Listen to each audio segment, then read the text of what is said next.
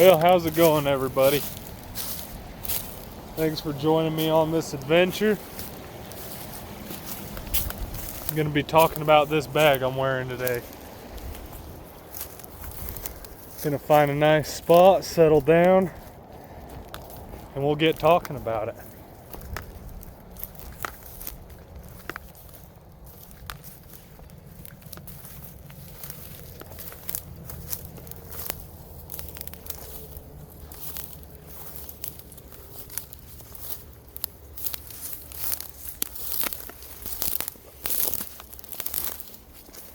Right down here by the stream would be nice.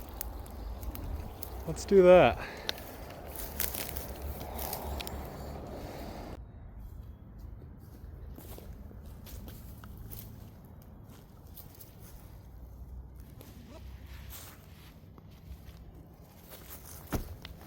How we doing today?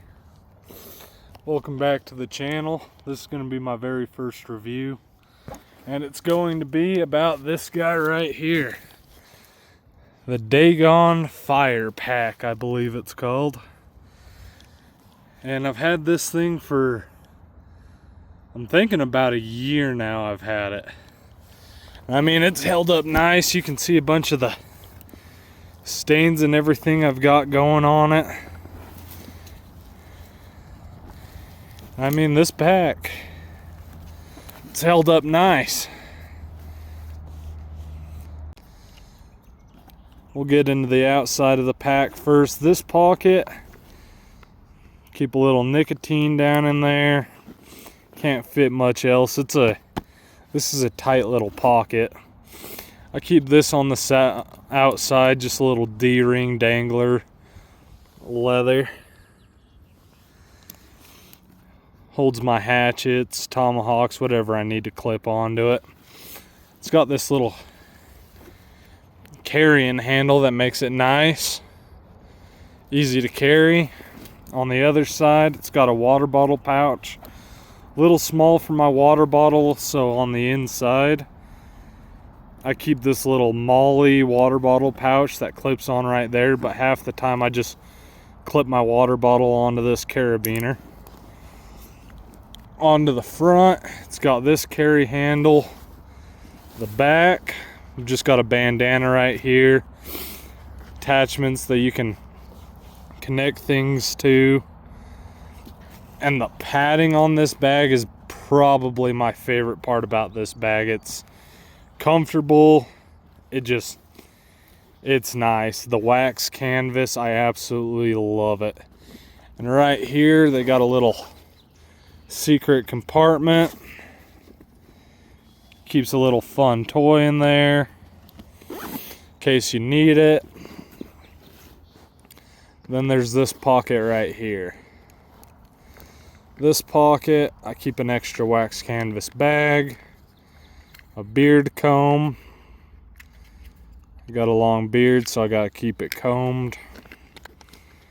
And a little bit of cheap cologne because you don't want to smell like shit all the time. Now let's get into the main compartment. The one thing I do not like about this bag is right there. This zipper will get hung up if you stuff it too much. It's definitely not a YKK zipper, and if it is, I don't like this one.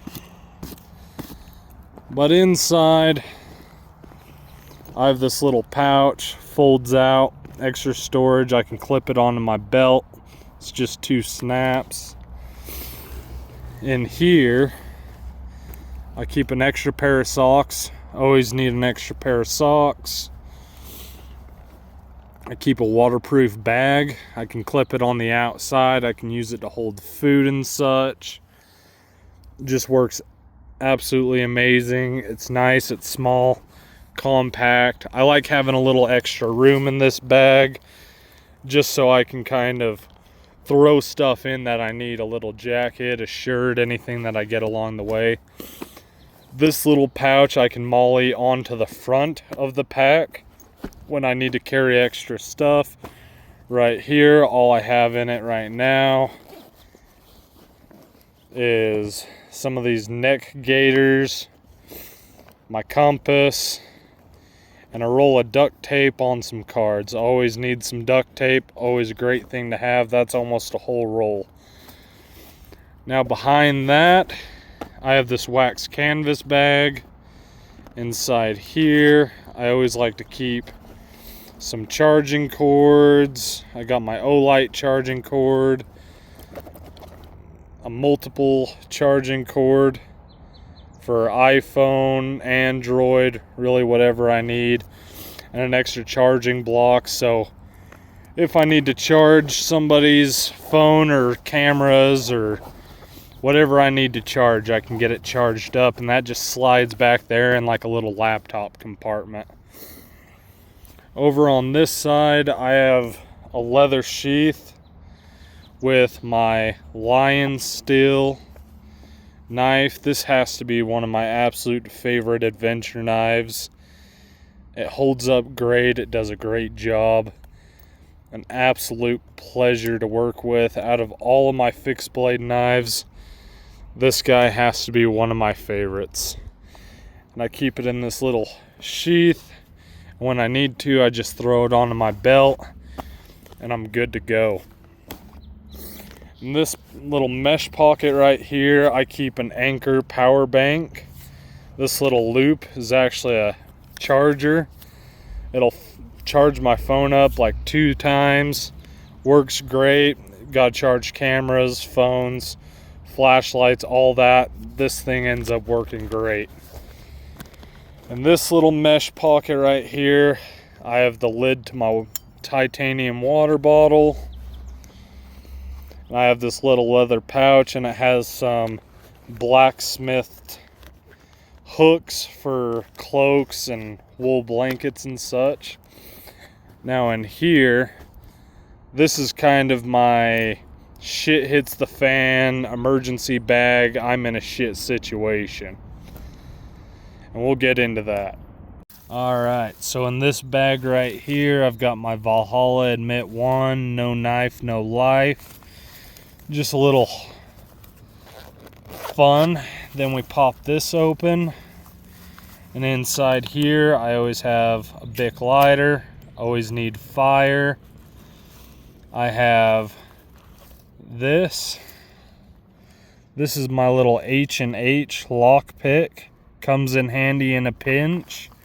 And then I also have these lock picks. Always be careful carrying these around. You never know if you're going to get into trouble with them, but I've locked myself out of my truck and my car a couple times, so it's always a nice thing to have, especially in an emergency situation. Then behind that, I've got this little metal key. It's got a little saw on it. Works great. Bottle opener. I use it as a ferrocerium rod scraper. Works nice. And also back there, I have a water key. Water key is great if you're out in the city and you need to get some fresh water or access to water in a shit hits the fan situation or anything like that. I also have some paracord wrapped up right here if I need some rope. It's right there, perfect to go. Over on this side, I have a whistle, a Tops whistle. It works great. If you're ever in a situation where you need to yell for help, it takes a lot less lung capacity to blow that whistle than it does to yell. I always keep that emergency whistle right here. I have water purification tablets. I can purify up to 55 gallons of water, I think, with just those tablets alone. Makes it super useful if you have bad water, bad drinking water, and you got to get it all cleaned up.